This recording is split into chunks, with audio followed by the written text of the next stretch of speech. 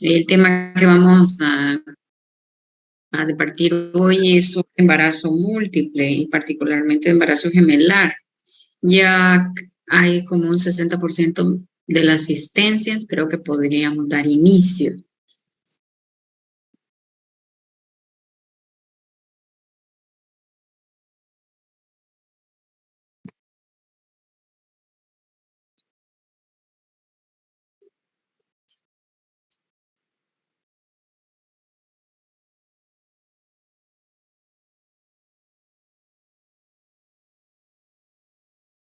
Muy bien, entonces el embarazo múltiple conlleva lo que significa el aspecto de la cigosidad y corionicidad. De la frecuencia a nivel de embarazos en la población mundial, somos productos generalmente de embarazos únicos. Luego, en frecuencia, existen los embarazos gemelares, de ahí los trillizos, cuatrillizos, quintillizos, como elemento menos frecuente, producto de algo espontáneo. Ahora, producto de fertilización asistida, pues, las estadísticas podrían variar, pero la tendencia actual es que eh, por medio de fertilización asistida demos origen generalmente a un embarazo, ¿verdad? No lo que se miraba al inicio de lo que era este boom de fertilidad asistida, en donde hasta existían programas de televisión, donde era fantástico ver aquella crianza de 5, 8 bebés. Entonces, actualmente, pues la medicina ha avanzado tanto que ha permitido definir aquel huevo y espermatozoide que den origen a una gestación de preferencia única o gemelar, ¿verdad? Ya si hablamos a lo ayudado. Entonces, el embarazo múltiple se define como la gestación en la que existen dos o más fetos, ¿verdad? Ocupando una misma incubadora conocida como útero, ¿verdad? Ya sea que lo hayamos ayudado o ya sea que haya ocurrido de forma espontánea. Generalmente puede ocurrir, ¿verdad?, que se vean fetos con características de un peso ideal, un peso adecuado para su edad gestacional y que hayan compartido ese útero, ¿verdad? Esto es el objetivo que busca la medicina, ¿verdad? Poder lograr detectar problemas y controlarlos para que den origen a fetos viables. De esto entonces vamos a ver que de los embarazos únicos, luego siguen los gemelares, y de los gemelares tengamos estas dos clasificaciones, ¿verdad? Que se originen de dos cigotos diferentes, que se llaman disigóticos en un 70% de los casos, o que se originen de un solo cigoto que luego se divide. Y eso es un menor porcentaje, un 30%. Luego vienen las gestaciones de 3, 4 o 5 fetos.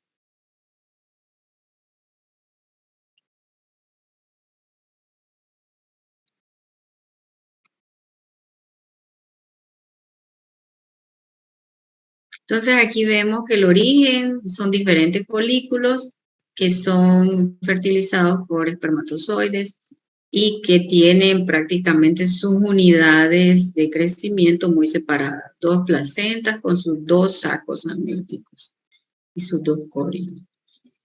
Desde el punto de vista de imagen, el que se originen de dos cigotos puede observarse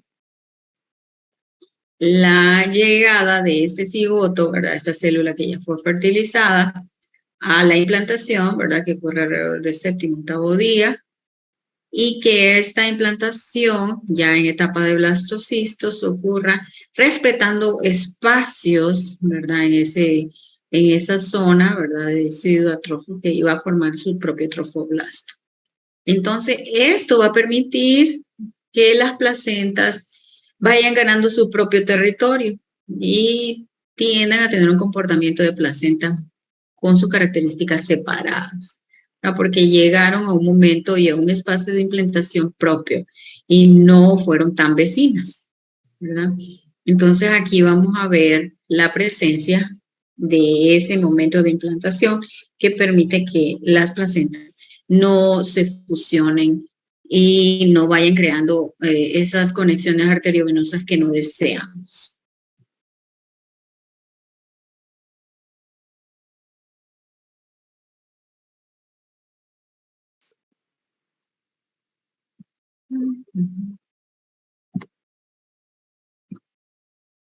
Este es el ejemplo entonces de cuando tenemos lo que puede darse origen a lo que conocemos como placentas fusionadas, aunque tengan un origen de cigotos diferentes, puede haber algún tipo de alteración en esta dinámica de nutrientes, de intercambio, ¿verdad? Feto-materno de nutrientes, este espacio intervelloso, porque la implantación haya ocurrido muy casi pegada uno al otro. Entonces, esto va a permitir que esas cuestiones o cortocircuitos arteriovenosos o venosos arteriales que van a alterar la dinámica de los flujos en este intercambio de nutrientes. El otro ejemplo lo constituye el embarazo, pues, que se origina en un solo cigoto y que después se divide. ¿Qué va a ocurrir acá? Pueden ocurrir alteraciones que pueden convertirse en morbilidad importante en este tipo de gestaciones, porque si no ocurre una separación o una división de ese cigoto tempranamente, o sea, antes de 72 horas, pues se van a empezar a compartir algunas estructuras. Si esa separación ocurre dentro de los primeros 3 días, entonces, a pesar de que sean originarios de un solo cigoto, van a poder tener 2 placentas y 2 bolsitas. Si esa división ocurre después del tercer día y dentro de esa primera semana, entonces van a tener ya una placenta compartida, o sea que va a ser monocoriónico y va a tener 2 bolsas. Si la división de ese cigoto ocurre después de la primera semana y antes de los 12 días, entonces va a ser una sola placenta y una sola bolsa, ¿verdad? Entonces, la división ya más tardía, ya llegando casi al día 13, 14, prácticamente va a separar algunas estructuras y va a mantener otras unidas, lo que se conoce como embarazo gemelar de siameses. Y de acuerdo al órgano u órganos que estén compartiendo, pues va a ser posible o viable una separación a posterior en la vida ya neonatal, ¿verdad? De acuerdo al órgano que vayan a compartir. Entonces, en imágenes vemos que el cigoto, ¿verdad? Empieza esa división que da origen a 2 embrioblastos que van a ir a implantarse y de acuerdo al momento de esa división llega ya en forma temprana, al momento de esa implantación, vamos a tener estructuras que van a poder tener sus 2 placentas y sus 2 amnios o estructuras con una sola placenta o un solo amnios, ¿verdad? O gemelos compartiendo algún órgano. Entonces aquí podemos observar lo que dice, ¿verdad? Esta parte, que hay algunas estructuras que comparten, al ser una placenta fusionada o una sola placenta, ¿verdad? Circulación arteriovenosa, que puede ser hemodinámicamente inadecuada en algún momento de ese crecimiento fetal.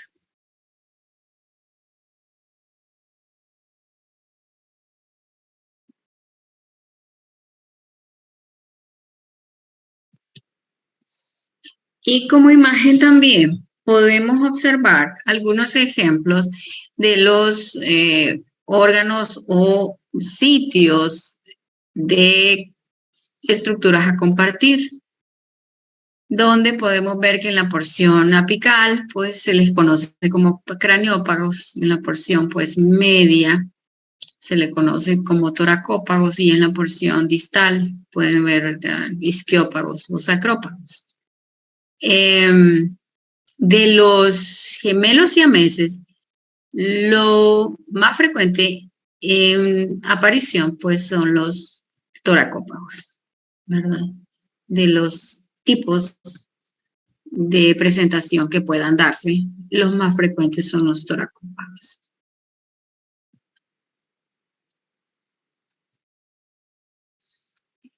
¿Qué es importante acá? Bueno, estas son estadísticas norteamericanas. Aquí sí podemos hablar algo de a edad materna mayor, más probabilidad de embarazo. Eso es en el sentido de cuando se ha esperado, ¿verdad?, diferir un tanto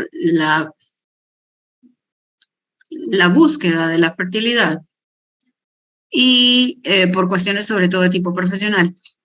Y entonces la pareja ya empieza a utilizar esta consejería pregestacional y también a utilizar asistencia con técnicas de fertilidad asistida, donde muchas veces pues se madura más de un folículo y puede dar origen a más de un feto.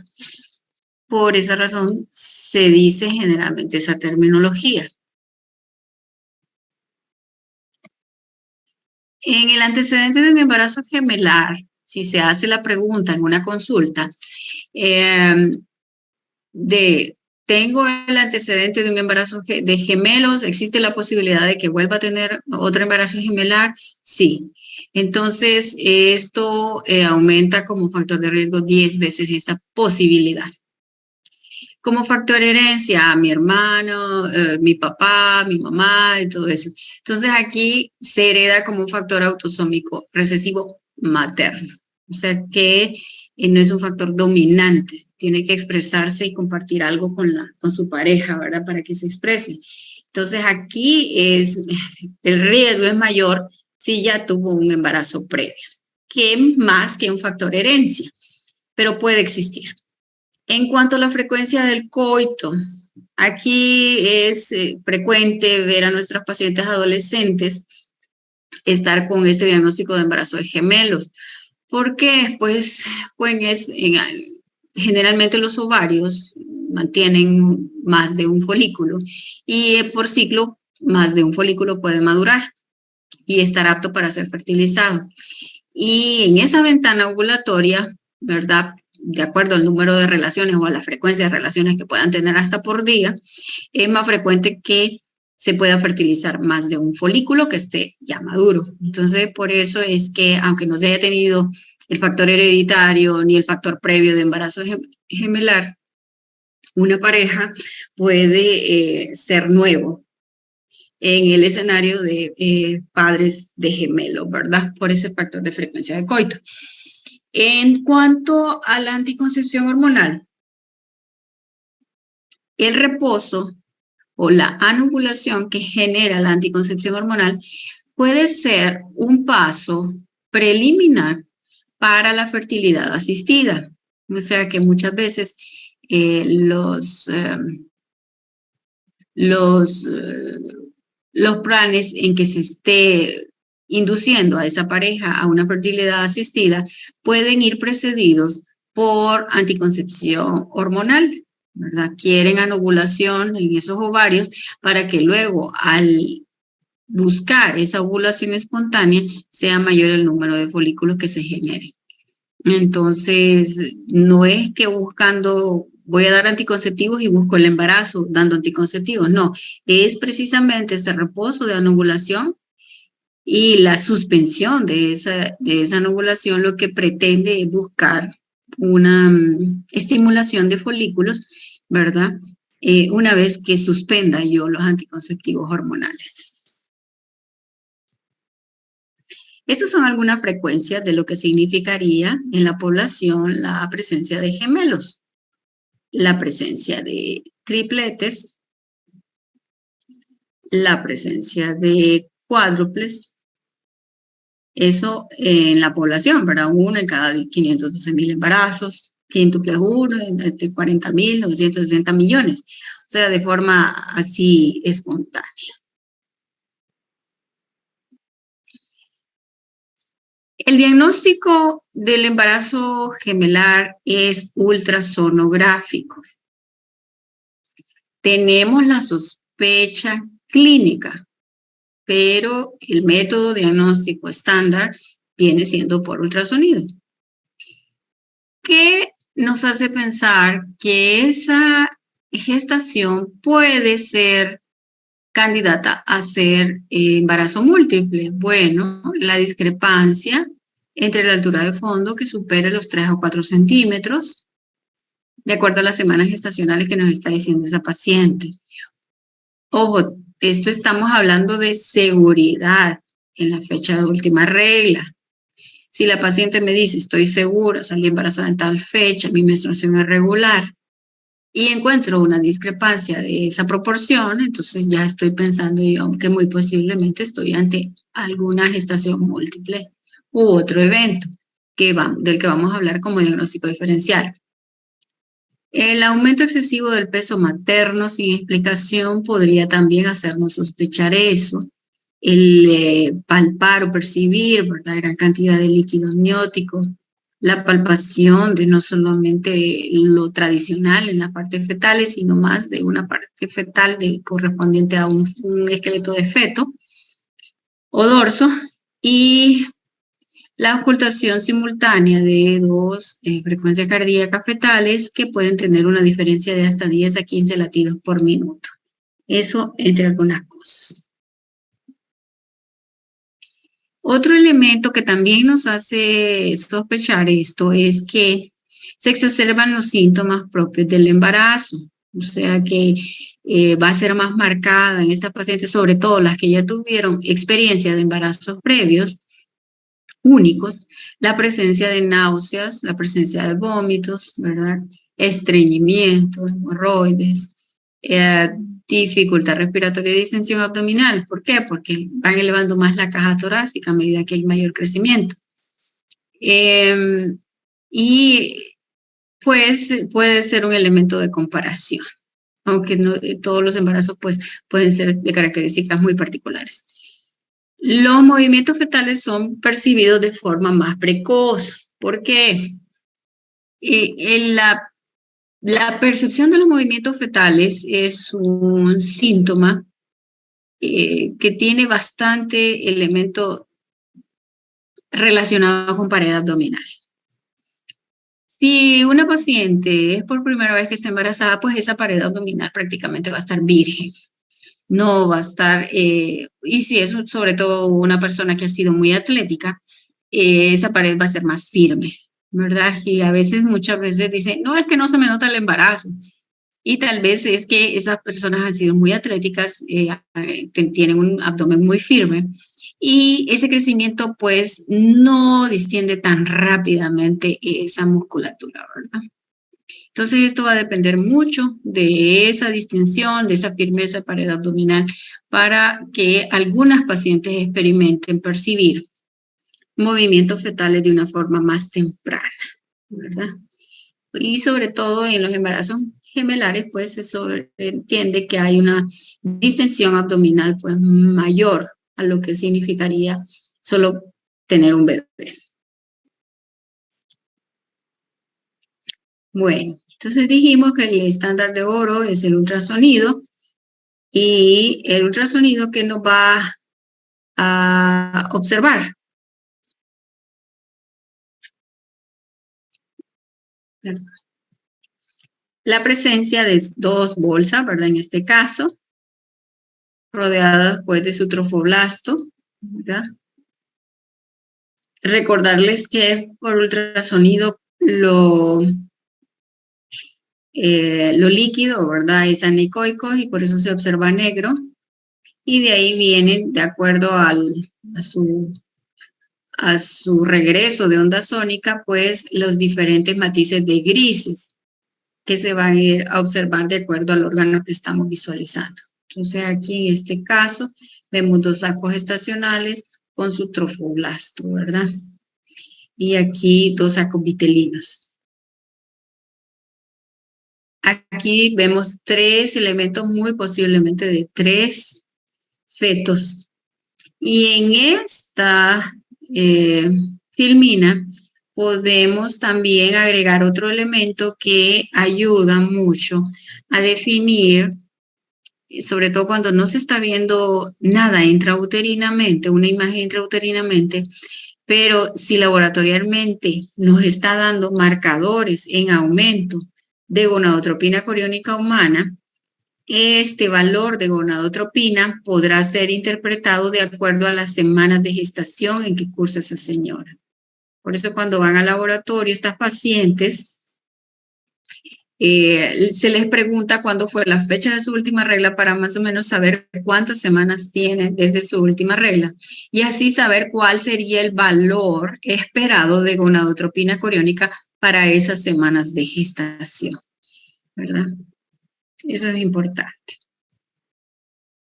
Bien, hablando entonces del aspecto de corionicidad, ¿verdad? Ya no estoy hablando del aspecto de cigoto, sino de corion, o sea, placenta. Hay 2 elementos o 2 signos que nos ayudan a definir si esa gestación tiene una sola placenta o tiene 2 placentas. Uno de ellos es el signo de lambda y el otro es el signo de T. En el signo de lambda vamos a poder observar, permítanme, la separación de los 2 sacos con su trofoblasto, ¿verdad?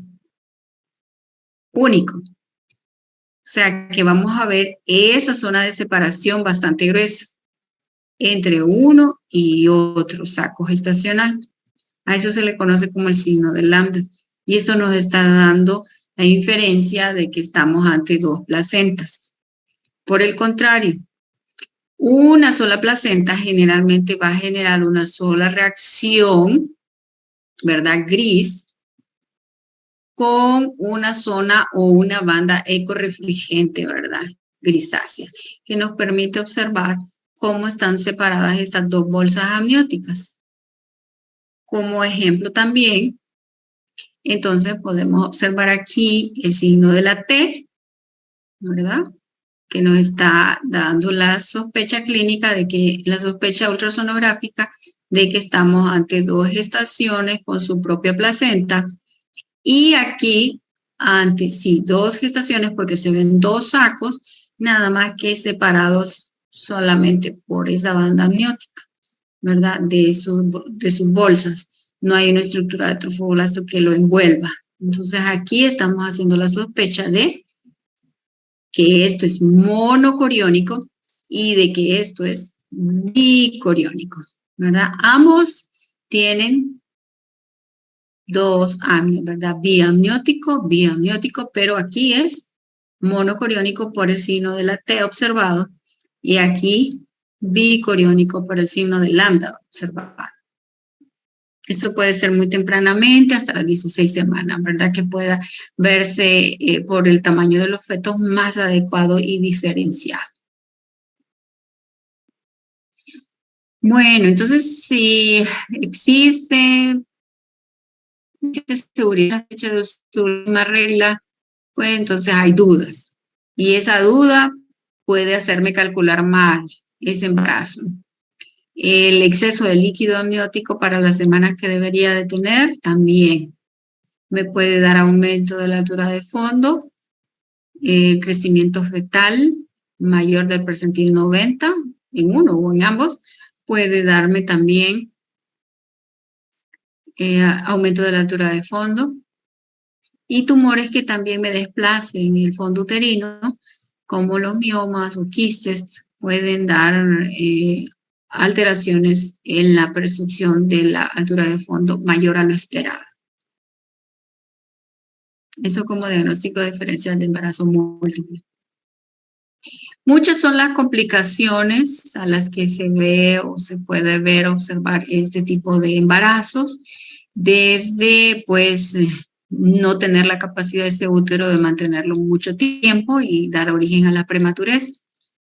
Puede también dar origen a que no alcancen su potencial de crecimiento y exista restricción. Puede dar muchas otras manifestaciones asociadas de trastornos hipertensivos, anemia, ¿verdad? Hasta la muerte fetal. Y este tipo de variaciones, pues, son más acentuadas o más observables, sobre todo a medida que se asocian con otra morbilidad, por ejemplo, que sean monocoriónicos y que tengan algún tipo de alteración, pues el factor de morbilidad es mayor. Bien, hablando de ese 30% de lo que son los embarazos gemelares, entonces, a pesar de que son los menos frecuentes de los gemelares, sí tienden a tener alteraciones sobre todo de tipo circulatorio. ¿Por qué? Porque muchas de estas, aunque sean placentas separadas, pueden estar tan fusionadas que empiecen a conectarse, ¿verdad? Circuitos que tengan que ver sangre venosa y sangre arterial a la vez, y no circuitos que deberían de estar separados por sangre venosa unos y sangre arterial otros, no compartidos. Entonces, estas anastomosis pueden ocasionar este tipo de complicaciones en los embarazos monocoriales. Y también el hecho de que existan territorios discrepantes de placenta, o sea, que un gemelo tenga una placenta más pequeña que otra, y así generen, pues, hemodinámicas que tiendan a favorecer primero a uno y desfavorecer al otro, y finalmente afectarlos a los dos. Bueno, de este tipo de problemas, ¿verdad? Entonces se generan como son circuitos en donde les expliqué en la imagen qué significaba eso. Entonces vamos a ver lo que más frecuente se puede asociar son las transfusiones crónicas. Luego están las transfusiones agudas, que son súbitas, generalmente. La restricción del crecimiento selectivo y las malformaciones discordantes. Dentro de las transfusiones crónicas, la que peor pronóstico se podría decir puede tener desde temprano es lo que se conoce como el síndrome de transfusión feto-fetal. Y lo de mejor pronóstico en cuanto a una transfusión crónica es el síndrome de anemia policitemia, ¿verdad? Entonces vamos a ver acá que el síndrome de transfusión feto-fetal se puede presentar a hasta un 15% y se da por anastomosis entre venas y arterias. Y esto va a ir alterando la orina fetal, y la orina fetal va a ir alterándose entre uno y otro bebé a tal grado que va a generar alteraciones en lo que es la columna de líquido amniótico entre cada un bebé. Y uno se va a estar poniendo oligúrico y el otro prácticamente poliúrico. Finalmente va a llevar a un circuito fisiopatológico del que vamos a observar. En imágenes, entonces, el fenómeno se debe a estas alteraciones en estas hemodinámicas y compartiendo estructuras que deberían de ser o solo venosas o solo arteriales, y aquí están mezcladas. ¿Qué es lo que va a ocasionar? Disminución, ¿verdad? Diuresis fetal, y al haber pobre producción de orina va a ir disminuyendo este líquido, no se va a ir diglutiendo, y este bebé va perdiendo líquido a través de este mecanismo pobre, ¿verdad? Y se va a ir adhiriendo prácticamente a una estructura o a un saco sin agua, finalmente, poco líquido amniótico. A esto se le conoce como gemelo donante.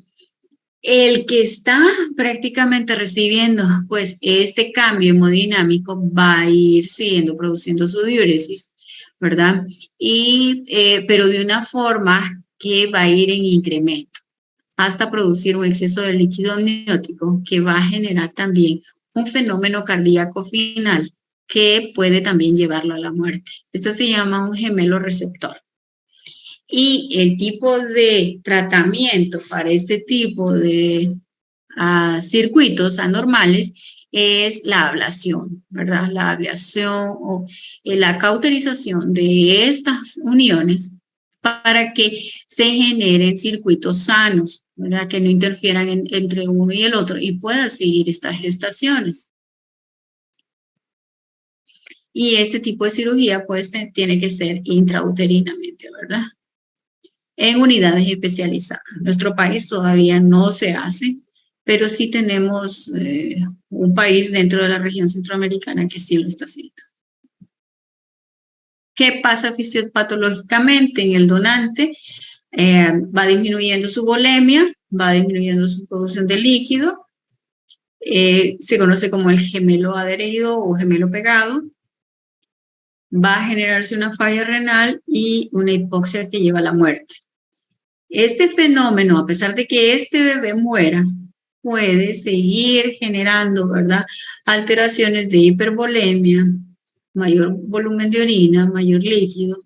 Ese gemelo no va generando pues un edema que puede ser generalizado, se conoce como hidrops, y pues una cardiopatía, ¿verdad? Por demanda, que genera pues la hipertensión y una cardiopatía hipertrófica y falla cardíaca final, en donde al final también puede fallecer. Entonces no es que solo afecte a uno, si este circuito persiste, entonces fallece primero uno y luego viene a seguir el otro. ¿Cómo se evalúan estos embarazos, este tipo de complicaciones? Pues entre la sospecha clínica, donde un bebé está con oligoamios y el otro bebé está con olidramios. ¿Qué vamos a ir observando a medida de que vamos viendo esa progresión de enfermedad? Pues lo que se conoce como la estratificación de Quintero.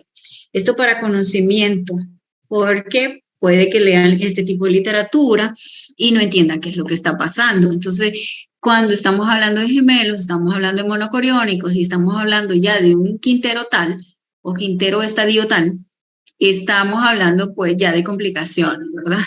En donde pues vamos a ver prácticamente columnas de líquido amniótico, una de valor normal y una de valor disminuido. Ya en un estadio 2, pues la vejiga ya no se está viendo, por lo que vimos en la fisiopatología, y ya finalmente al hacer la hemodinamia a esos vasos, ¿verdad? Prácticamente la arteria uterina de ese gemelo, entonces vamos a ver flujos alterados, ¿verdad? Ausentes o reversos de estos fenómenos o vasos que nos van diciendo que hay una redistribución de flujo a órganos vitales y que pueden irnos diciendo qué tan alterada está esa alteración de flujo para valorar si se espera 2, 3, 4, una semana para evacuar, ¿verdad? Esto es el parámetro que le va diciendo al obstetra si ese bebé puede todavía ser valorado por hemodinamia o si ya amerita una extracción. Finalmente, pues vemos el hidrops que habíamos visto en el segundo gemelo y la muerte ya de ambos en un estadio 5 de Quintero. En la secuencia anemia policitema, que es el segundo ejemplo de transfusión feto-fetal crónica, dijimos pues que afortunadamente no era de tan mal pronóstico para la vida de esos bebés, generalmente sobreviven. ¿Y por qué no es tan severo el asunto? Pues porque se trata de circuitos arteriovenosos de menor intensidad, ¿verdad? Eso es lo que pasa en este tipo de alteraciones. Vasos de menor calibre.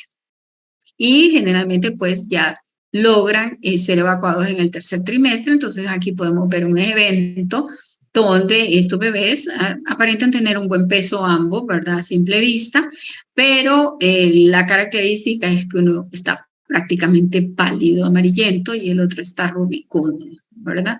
Por ese fenómeno. ¿Cómo sabemos que existe anemia en uno de los bebés? Bueno, entonces, si se está sabiendo que es un monocoriónico y se está midiendo también por flujometría Doppler la arteria cerebral media de estos bebés, entonces se puede estadificar el nivel de anemia que se está sospechando en uno de ellos, ¿verdad? Entonces aquí se llama, para este tipo de eventos, también se usa la flujometría Doppler. ¿Y dónde se aplica? Pues en la arteria cerebral media de cada bebé. Y se van viendo, de acuerdo a tablas, el valor que está presentando esa arteria cerebral media para valorar de la diferencia de hemoglobina, ¿verdad?, entre los gemelos e ir viendo qué nivel de estadio es todavía aceptable o no queremos llegar, ¿verdad?, al 4, al 5, que prácticamente son ya estadios terminales y ya hay muerte en el grado 5, porque ya la diferencia de hemoglobina intergemelar es mayor de 20. O sea que prácticamente también de esta forma podemos ir haciendo inferencias en el momento límite para extraer a uno de los bebés en caso de que uno ya haya muerto o valorar si ya son viables. Como les decía, la transfusión feto-fetal aguda generalmente son fenómenos abruptos, no se sabe por qué existe una dirigencia de un flujo, de un gemelo hacia otro, no se sabe por qué en determinado momento uno de ellos baja su resistencia periférica y permite, ¿verdad?, el flujo de sangre, ¿verdad?, de uno hacia el otro. Y pues prácticamente eso conlleva a una exsanguinación que termina con la muerte de uno de ellos. Eso es una transfusión feto-fetal aguda.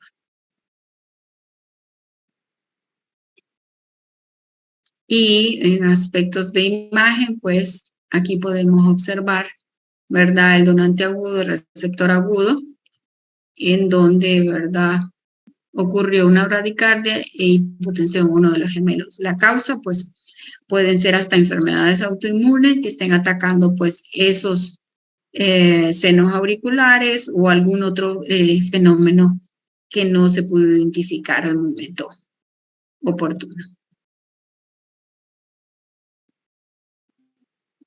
El tercer ejemplo es la restricción del crecimiento intrauterino selectivo.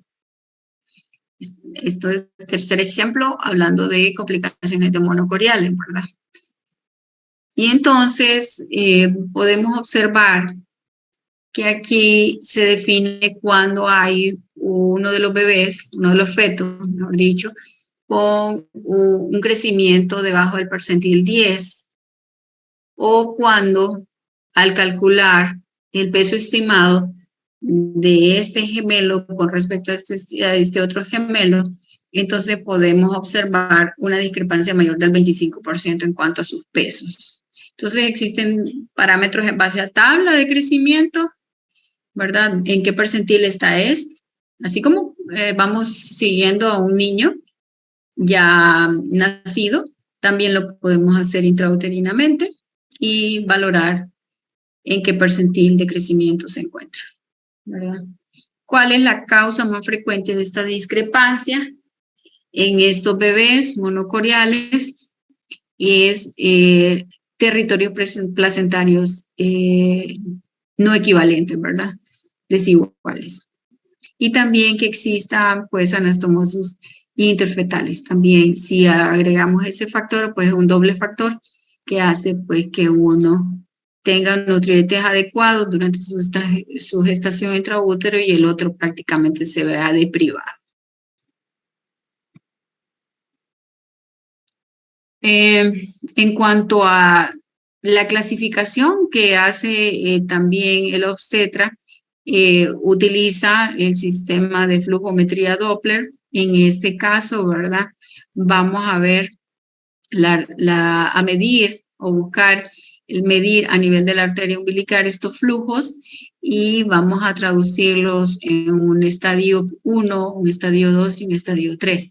Generalmente el estadio 1 permite ir vigilando semanalmente cómo va ese crecimiento y a un estadio 3 prácticamente nos pone contra el reloj para evacuarlo, ¿verdad? Porque ya nos está hablando de que no hay una redistribución adecuada y ese bebé está en la máxima capacidad de respuesta, ¿verdad? Así que puede morir intrauterinamente si no es ¿verdad? Sacado o evacuado de acuerdo también a su viabilidad, ¿verdad? Todo se correlaciona a semanas de gestación y el entorno en el que esté o problemas, otras patologías asociadas, ¿verdad?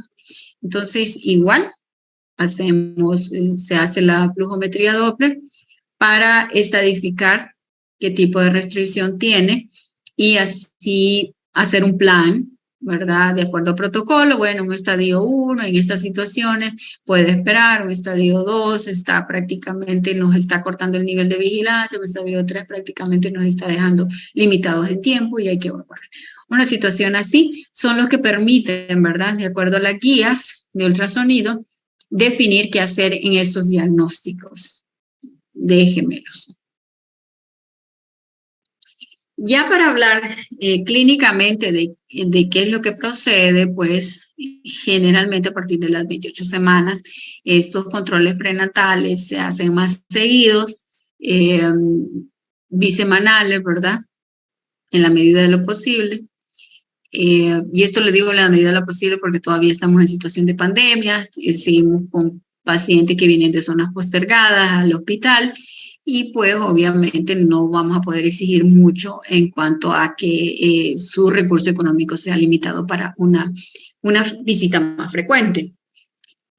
Otro aspecto que cambia en este sentido es lo que se conoce como se duplica el hierro elemental de una gestación única, que normalmente se dan 60 miligramos. En los embarazos de gemelos se debe duplicar este hierro y dar 120 miligramos de hierro elemental. La cantidad de ácido fólico se mantiene igual, ¿verdad? Solo necesitamos los 400 microgramos al día, así como si fuese una gestación única en ese aspecto. Siempre es importante hacer las recomendaciones antisignos de alarma y los ultrasonidos y las pruebas de bienestar fetal, nos referimos sobre todo a monitoreos, van a ser justificados de acuerdo a la necesidad de seguimiento que tengamos con el plan de ese embarazo. Igual puede haber amenaza de parto pretérmino, podemos utilizar tocolíticos. El uso de esteroides, pues, últimamente han cambiado muchos de los patrones y generalmente se recomienda utilizar esteroides si vamos a evacuar, ¿verdad? No como que, sí, voy a utilizar esteroides y voy a repetir otro ciclo en 2 semanas y así, no. Eso ya no se usa como antes se hacía, ¿verdad? Entonces las dinámicas de terapéutica en este tipo de casos han variado y generalmente los esteroides están siendo indicados porque estamos planificando a corto plazo una evacuación. La ruptura prematura de membranas también es otro tema bastante controversial. Cada unidad de salud va a tener, esto me refiero a situaciones de país, va a tener su propia política. Y generalmente, pues, los institutos nacionales pueden definir cuál va a ser su comportamiento en cuanto a la ruptura prematura de membranas, ¿verdad? Sobre todo si estamos lejos todavía de una viabilidad. Entonces podemos utilizar lo que es el manejo conservador con vigilancia de signos de infección, ¿verdad? Y la cesárea, pues, con una premadurez extrema, pues, generalmente se ha aconsejado la evacuación vía cesárea, ¿verdad? Vamos a ver acá. Una cesárea.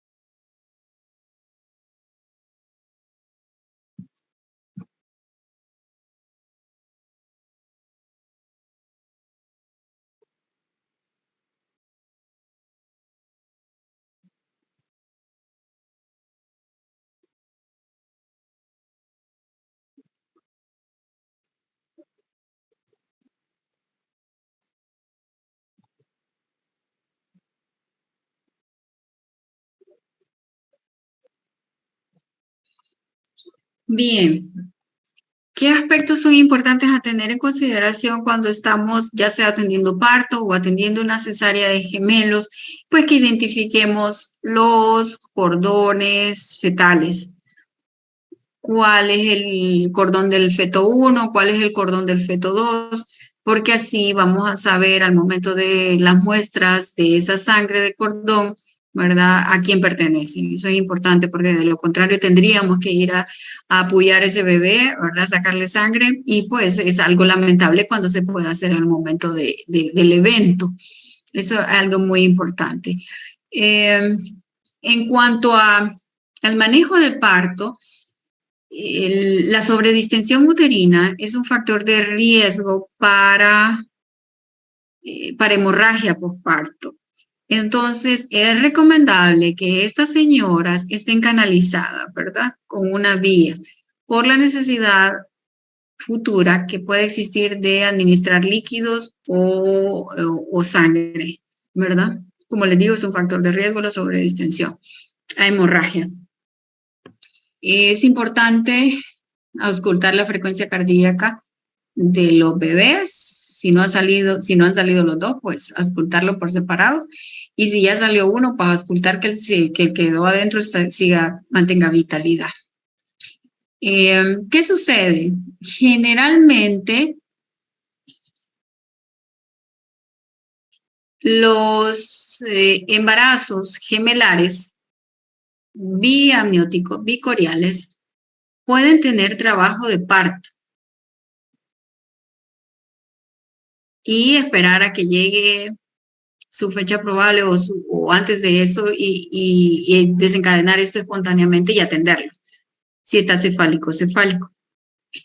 El resto de las combinaciones, aunque estén en dos bolsas y tengan sus dos placentas, van a tener una cesárea programada, ¿verdad? Esto estoy hablando si viene cefálico pélvico, cefálico transverso, dorso. O sea, el resto de combinaciones van a ser planificadas sus cesáreas. Solamente aquel que sea cefálico va a tener esa posibilidad de esperar desencadenar y atenderle su parto espontáneo. ¿Qué otro también es programado para cesárea? Lo que tengan embarazos monocoriales, o sea, una sola placenta. La recomendación es planificar cesárea, así esté cefálico, ¿verdad? Contrario a lo que había dicho con un biamniótico bicorial. ¿De acuerdo? Bien, eso de forma planificada. Ese es en el mundo ideal. En el mundo real, muchas de nuestras pacientes no sabían que eran portadoras de embarazo de gemelo. O si lo sabían, pues les agarró de repente un trabajo de parto en cualquier lugar y se presentan en un expulsivo. Entonces, ¿qué va a pasar? Bueno, vamos, si un momento ya en expulsivo, si está en presentación de vértice, vamos y lo llevamos al expulsivo y atendemos ese parto y la sorpresa es que ese útero no involuciona, parece que estuviese siempre ocupado. Entonces ahí empezamos con la sospecha de que posiblemente era producto de dos fetos, ¿verdad? Si de repente pues ese expulsivo viene en presentación de nalgas, pues y tengo quirófano disponible y no ha tenido antes parto, pues me queda la duda y mejor voy y le programo cesárea si tengo disponible quirófano y el personal adecuado. Y si está transverso, obviamente, pues eso no tiene mecanismo de parto y habrá que programarle cesárea. Eso en cuanto al primer bebé. Como recomendación es que no rompan la bolsa, ¿verdad? Sobre todo si se palpa como que la bolsa de líquido está llena. Entonces, no la rompan hasta no tener claridad de la presentación del segundo feto. ¿Por qué? Porque una vez que uno rompe la bolsa, ocurre el fenómeno que vimos en el monocorial, el feto pegado o el gemelo pegado, ¿verdad? De alguna forma, ese líquido nos permite manipular a ese feto intrauterinamente, colocarlo o pélvico o colocarlo cefálico, que son presentaciones que pueden tener mecanismo de parto. Y hacer versión, ¿verdad? En caso de que esté transverso, hacerlo versión hacia cefálico o hacerlo versión hacia pélvico. Entonces, eso nos da la ventaja de tener una bolsa, una segunda bolsa íntegra. Entonces no nos apresuremos en estos eventos. Verificamos la presentación del segundo feto y, como les decía, lo podemos, si viene de vértice, pues atendemos el parto, si viene de nalgas, y pues tenemos a alguien que nos ayude o nos dirija, o, pues, o viene un expulsivo rápido, entonces pues vamos a atender ese parto. Y si está en una situación transversa, puedo hacerme de alguien que me ayude externamente a irlo colocando encefálico pélvico, o puedo meter mi manito, si tengo sobre todo membrana, bolsa amniótica íntegra, y hacerlo o colocarlo de nalguitas o de cabecita para evitar una cesárea. Si no fue posible hacer la versión, o sea, convertirlo a algo que tenga trabajo de parto y se mantiene transverso, entonces tengo que buscar un quirófano. Mientras ese bebé mantenga una frecuencia cardíaca estable, pues puedo irme a quirófano con tranquilidad. Manejo activo del tercer periodo de parto es un evento que no podemos obviar en ningún parto. Y eso significa, pues, la aplicación de oxitocina, ¿verdad? Los otros elementos que son como acompañantes, pero que el toral es la aplicación de oxitocina, sería, pues, el masaje, ¿verdad? Y la tracción contra tracción del cordón para el manejo activo de ese tercer periodo de parto. Otro elemento importante, es importante recordar también la cantidad de sangre estimada, ¿verdad? En un trabajo de parto con embarazo único, que puede ascender hasta 800 ml, ¿verdad? La pérdida de sangre. Y pues hay pacientes que, si bien es cierto, el estimado es, el libro nos lo dice, es un estimado de tantos ml, si esa paciente se mantuvo anémica o entró anémica a su trabajo de parto, pues esos 800 ml pueden ser ya considerados de hemorragia bajo su baja reserva de hierro, ¿verdad? Entonces, mucho ojo en el sentido de que hay valores estimados que nos dice la literatura, pero en nuestras pacientes esos valores pueden ser no reales por su base, ¿verdad? Si ya estaba anémica. Entonces, 800 ml en una anémica prácticamente la desestabiliza rápidamente. Eso es importante, ¿verdad? Y no confiar, no, pues sí, contamos las gasas y contamos las torundas y contamos los apósitos y perdió tanto, o sea, perdió lo que se tenía que estimado esperar, pero ¿qué? Su hemograma nos decía que tenía 10, entonces esa paciente se nos va a desestabilizar y nos va a dar manifestaciones de shock más rápidamente. Eso, en ese sentido, es otra observación importante, que la experiencia nos la va dando, pues, ese tipo de manifestaciones. ¿Qué va a pasar en el puerperio? En el puerperio, pues, es otro periodo de vigilancia importante. Hay que darle, pues, su cita a la paciente a los 10, a los 40 días. Hay que continuarle dando vitaminas porque necesitamos una paciente que va a seguir dando tanto cuidados como lactancia. Hay que promover, ¿verdad?, la lactancia natural. Si esos bebés están demandando más leche, pues hacernos de ayuda de recomendar que se asista del pediatra para poder recomendar qué tipo de leche o fórmula sería la más adecuada. Porque a veces las situaciones económicas y la falta de conocimiento en el área hace que se hagan errores o se cometan errores, perdón, en cuanto a las alimentaciones, y mucha gente puede autorrecomendarse leches que no son adecuadas para los primeros momentos de vida, ¿verdad? Y dar una leche muy entera para situaciones que van a afectar mucho ese entorno, ¿verdad?, intestinal. Entonces, por eso se recomienda que se asista del pediatra para ese tipo de alimentación mixta, ¿verdad? Tanto natural como artificial, con la mejor leche acorde al momento en que se encuentra ese bebé. Siempre dar recomendaciones ante signos de alarma y consejería de métodos de planificación familiar. Pues yo me imagino que después de salir de un embarazo gemelar, pues ha de ser tan agotador el cuidado simultáneo de dos fetos, pues hay que apoyar a la pareja o a la mujer, en este caso, de que se encontrase sola, en una consejería adecuada de la planificación o su espaciamiento del siguiente embarazo, ¿verdad? Para poder definir qué tipo es lo más adecuado en este tipo de nuevo plan. Sí.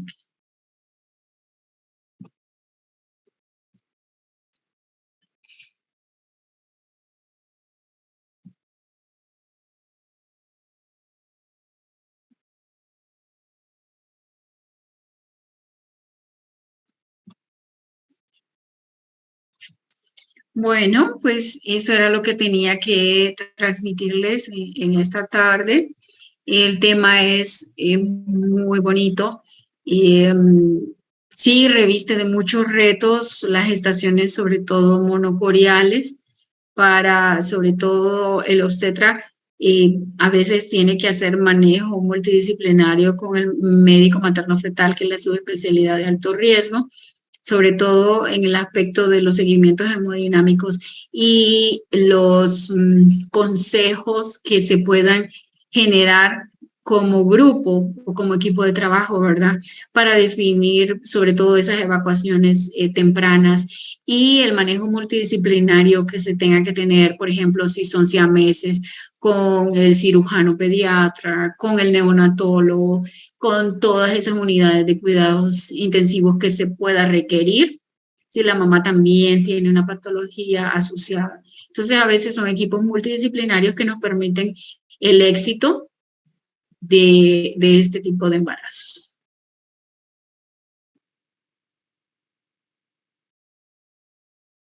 Muchas gracias, doctora. Bueno, para servirles, les deseo que tengan buena tarde y éxito siempre con su clase. Igual, doctora, gracias. Gracias, doctora. Doctora. Hasta luego.